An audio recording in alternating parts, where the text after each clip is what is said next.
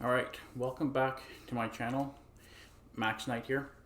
So today we're going to be talking about designing things, designing everything. So obviously we're only going to be talking about a small scale of that today, but we're going to be talking about your game and its overall what it's going to be about. So for instance, who's your main character? Do you know the type of main character you have? Is it going to be human? Is it going to be animal? Is it going to be a creature? Is it going to be an object? What is it going to be? It's definitely a good thing to think about and to try to work that out. And not only that, but where is your character going to be taking place? What setting? What level? What area? What stage? Is it going to be in the future? Is it going to be in the past? When is it going to be taking place? All those things. At the same time, the when part, does it even matter? Does it, like for instance, Mario Brothers. Mario Brothers, the first one compared to Mario Brothers, the second one. Which one comes first? Which one comes second? Does it even matter? Should we even talk about it? Doesn't matter. And Zelda. There's been tons and tons of debate about Zelda. Which game comes first? The timeline, the Nintendo's version of the timeline versus fans' version of the timeline versus this other fans' version of the timeline. It's all over the place. So does your game, doesn't matter if it comes first, comes second? And you can make your game the third place, and then later on you can make the first game. You can do whatever you want. It's your game. You can do whatever you really want. But what you want to also be thinking about is it going to be side scroller? Is it going to be a top down view? Is it going to be a third person perspective? Is it going to be a first person perspective? How is this going to be? Is this going to be in an open world? Is it going to be in a dungeon? Where is your game going to be taking place? Start working that out. Start working out on your storyline. What kind of story are you trying to be telling? Is it going to be just a simple story? Is it going to be a really complicated story? For instance, going back to Mario versus Zelda. Mario is just about a guy going to save a princess in a castle, and he has to get through an enemy, a dragon. For instance, Bowser, the main boss. For Zelda, it's a lot more complicated. He not only does he have to save a princess, he also has to save a kingdom. He also has to save the world from an evil Ganon. So, what is your storyline? How complicated is it? Is it going to have a lot of characters? Going to have few characters? Work that out. Also, to your game mechanics. Your game mechanics, is it going to be something that is complicated, or is it going to be something that's very simple? Are you going to, for instance, on an app, is it going to be something like Candy Crush, where you get to every now and then go in and you get to, have three things in line and then it disappears, Tetris style? Is it, what kind of mechanics are you going to be having for your particular game? Now, I'm nobody special. I'm nobody out there. And I'm just asking simple questions. And you may already know these questions, and you may already know all these different things that I'm talking about. And you may even be looking at me and thinking, what do you know? I don't know much. But at the same time, when you look on YouTube or any other places, you're going to be getting a barrage of a lot of different styles, a lot of different areas. Like, you should do this first, you should be doing that first.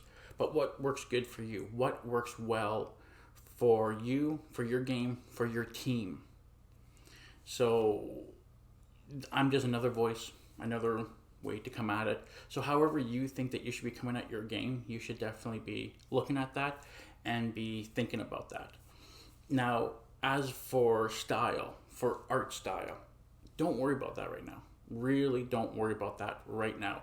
If you have a team, they'll be working on the art style, but the art style will come eventually. Eventually, you will land on an art style. Right now, if at the planning stage, only work on the basic planning, only work on the basics, and just draw as fast as you can, work as much as you can. You don't want to get the details at the very beginning. The details are going to be in making the game, not at the planning stage.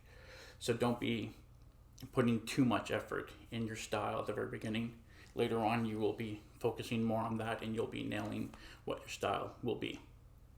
So for instance, my game is going to be a tower defense, and how I'm going to have it is going to be a top-down view.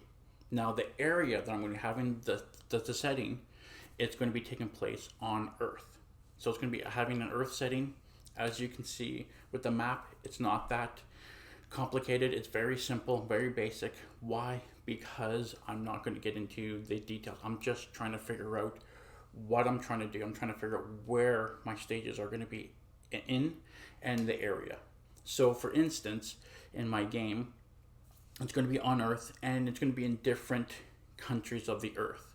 Now, as this game goes on into the future, lines on the map changes, areas could change, but overall it should be fairly easy for me to stick to an area and to have the plants and the animals there should relatively be the same into the future, into a great distance into the future. So my game should be pretty good.